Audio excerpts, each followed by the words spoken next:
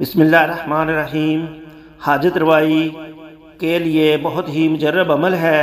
اگر انسان یہ عمل اختیار کر لے، کوئی بھی بڑے سے بڑی حاجت ہو، اللہ اس کو پوری کر دے گا۔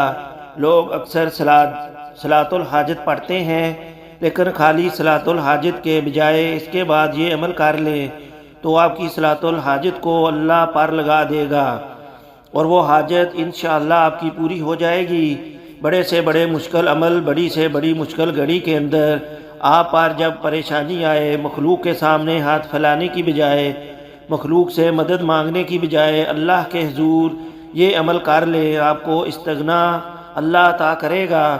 بہت بڑے اکابر ہمارے بزرگ گزرے ہیں اور ان کا معمول کیا تھا کہ وہ جب مشکل آتی ہے تو وہ یہ عمل اختیار کر لیتے تھے اور فرمایا کرتے تھے کہ آپ پر جب بھی مشکل آئے اس عمل کو اختیار کریں۔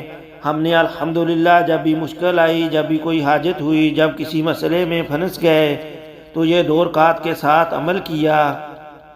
آج تک ایسا نہیں ہوا کہ یہ عمل کرنے کے بعد ہماری مشکل حل نہ ہوئی ہو، پھنسا ہوا کام ہو نہ گیا ہو۔ یہاں تک کہ ایسا بھی ہوا کہ گرداب میں پھنس گئے، مثال میں الجھ گئے، لیکن جب یہ عمل کیا تو وہ رکے ہوئے کام، پھنسے ہوئے کام اللہ نے حل فرما دیے۔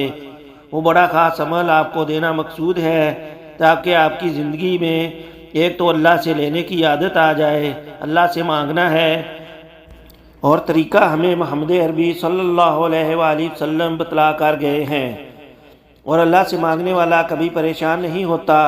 اب اللہ سے مانگنا کیسے ہے، یہ طریقہ سمجھنا ہے۔ 2 رکعت صلاۃ الحاجت پڑھیں۔ پہلی رکعت میں سورہ کافرون پڑھیں اور دوسری رکعت میں سورہ اخلاص قل هو اللہ احد پڑھیں۔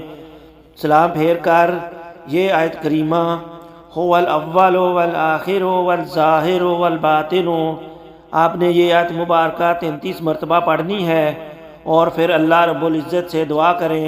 اب یہ اللہ کے نام ہیں سارے، لیکن آپ جب یہ پڑھ کے 33 مرتبہ اللہ سے دعا کریں گے، اللہ آپ کی فریاد سنے گا اور آپ کی حاجت پوری کرے گا، اور انشاءاللہ آپ سرخرو ہوں گے۔